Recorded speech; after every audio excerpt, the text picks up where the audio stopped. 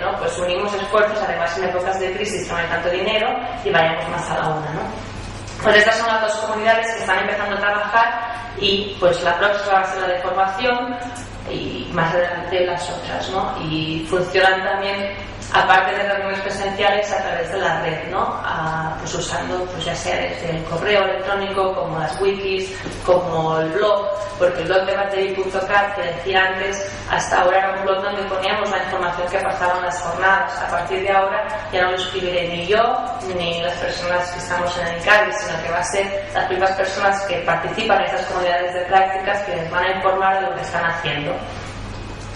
Así pues, Debatevi continúa como un espacio de intercambio de conocimientos y buenas prácticas en el mundo del vino. Me he dejado una N aquí, innovación, que daño me da esto.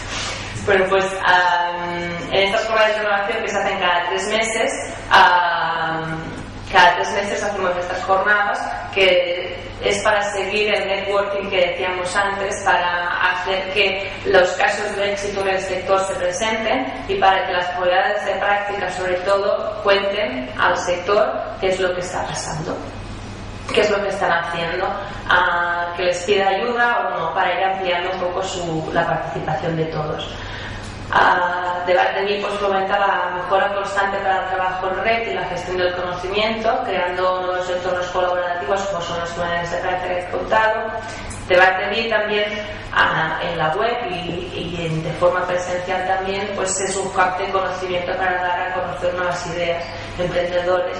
Hoy mismo recibía un mail de una persona que sabe que el 26 de octubre, os invito a participar si queréis, el 26 de octubre en Barcelona hacemos una de estas jornadas de innovación del sector del vino, y allí habrá una parte dedicada a nuevas ideas y del sector. Pues la gente que quizá no tiene un lugar donde explicarlo a otras personas del sector lo que está haciendo, pues un sitio donde contarlo para buscar quizá colaboración.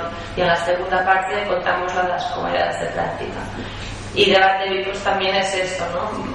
Una comunidad, ¿no? Un lobby, pero del vino, ¿no? Pues queremos que nos oigan, que nos escuchen, pues vamos todos de la mano a llamar la puerta a las administraciones, porque también nos cuesta a los del vino que los de salud, por ejemplo, no nos traten como alcohol, por ejemplo, ¿no? Como un alcohol normal, pues vamos todos de la mano y tenemos más fuerza. Y este pues es un brote, ya hablábamos de brotes verdes, ¿no? Con la economía y los brotes verdes, pues no sé, creemos que Debatevi está haciendo que en el sector del vino surja este brote verde, ¿no? Del objetivo que queríamos de ganar más presencia, más o menos lo estamos logrando entre todos, ¿no? Pero también ¿no? De nuevos líderes, nuevas voces. Y además yo como vivo en Vilafranca y los castells pues me gustan, este pues quizá no tanto, los de tanto, lo de que sea ahí, pero bueno, es igual. Sí, soy un poco más de Madrid, pero bueno, pues más que nada es esto, ¿no? Es la unión de todo el sector, compartir la fuerza entre todos para llegar a una meta, a un objetivo, ¿no? Es lo que decimos cuando hacen castells, dicen Pit y Amun, ¿no? Apretarnos fuerte y vamos para arriba, pues este es el objetivo de Debatevi. Y muchas gracias.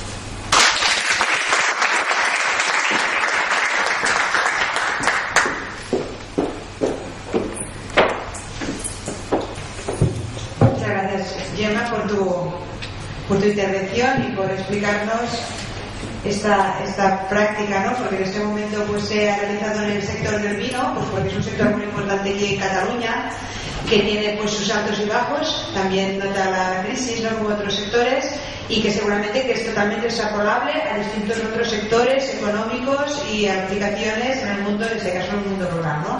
Muchas gracias.